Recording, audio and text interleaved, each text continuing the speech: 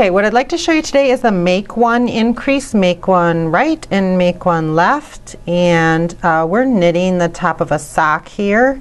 And if you use these make one increases, you get this really nice band.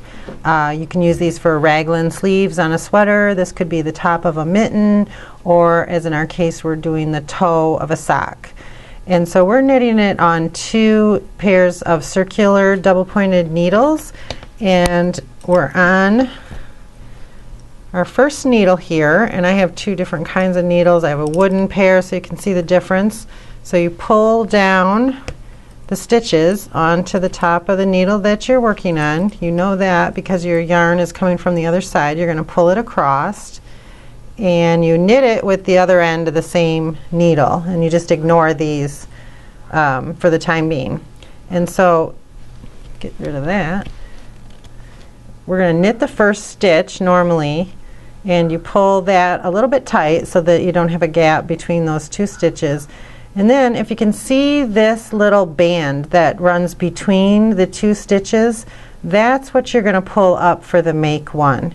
And the make one left is to pull up that band with the left needle from the front.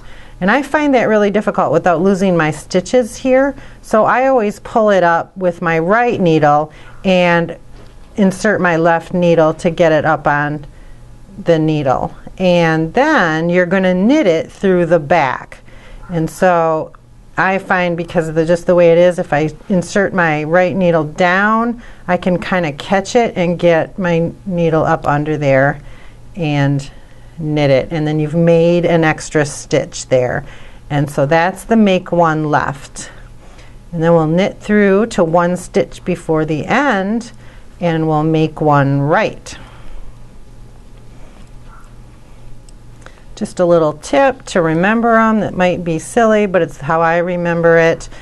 The left, make one left, is insert through the front, and make one right is insert through the back. And so I remember that front and left are both letters that have straight lines in them, and right and back are both letters that have curved lines in them, and that's how I remember it.